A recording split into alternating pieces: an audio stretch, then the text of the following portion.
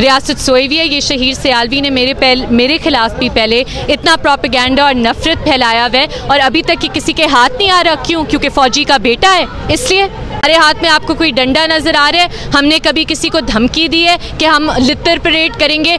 वो जो बनता फिर रहा है फुदक फुदक के धमकियाँ दे रहा है, कहाँ है रियासत?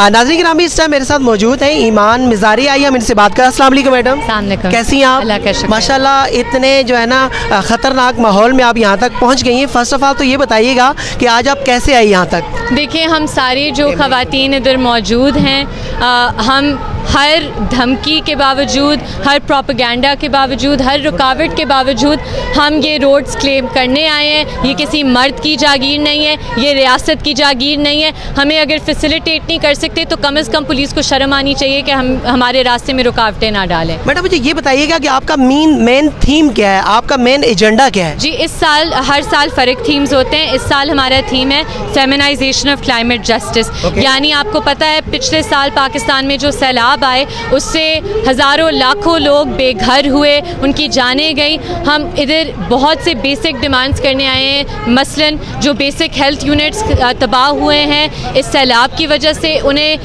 रीकैपेसिटी उनकी डेवलप की जाए। जो तमाम पब्लिक स्कूल्स हैं उन्हें अंडर स्टाफ्ड हैं, उनकी सही कैपेसिटी इंक्रीज़ की जाए। डिफेंस बजट को स्लैश करके सेहत और तालीम में इन्वेस्ट किया जाए। तो हमारे बहुत ज़्यादा मुतालबात हैं। आप मैनिफेस्टो ज़रूर। अच्छा मैडम, जिस तरह के पिछले सालों में आपने देखा होगा कि ख़वातीन ने जो बैनर्स आवेज़ा किए होते थे उनमें कुछ इखलाक से बाहर, इखलाक से गिरे हुए अल्फाज थे, लेकिन इस बार जो है ना बड़े अच्छे अल्फाज हैं। तो उसमें आपकी तरबियत है? नहीं, ऐसी कोई बात नहीं है कि फहाशी या बेहूदगी ये उन लोगों के जहन में होती है जो हमारे स्लोगन्स को और जो हमारे पोस्टर्स को मिसयूज़ करते हैं, मिस इंटरप्रेट करते हैं। हम आइन के दायरे में रहकर इतना एहतजाज करते हैं हमेशा की तरह। अच्छा, शहीर सियालवी का कहना था कि मेरे प्यारे मुल्क के अंदर कोई भी शख्स फहाशी करेगा, कोई भी शख्स औरत मार्च करेगा, हम लितर परेड करेंगे। आप क्या कहती हैं इस जवाब में? तो मैं कहती हूँ कि रियासत सोई हुई है।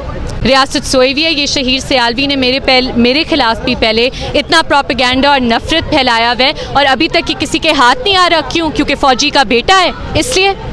नहीं देखें, यहाँ पर आपका मार्च चल रहा है, यहाँ से चंद कदम आगे शहीर सियालवी का मार्च चल रहा है, तो आप क्या कहेंगे इस सवाल? हम पुरअमन है, वो तशद्दुद करना चाहते हैं तो वो रियासत की जिम्मेदारी है कि उन्हें रोके। हमारे हाथ में आपको कोई डंडा नज़र आ रहा है? हमने कभी किसी को धमकी दी है कि हम लित्तर परेड करेंगे?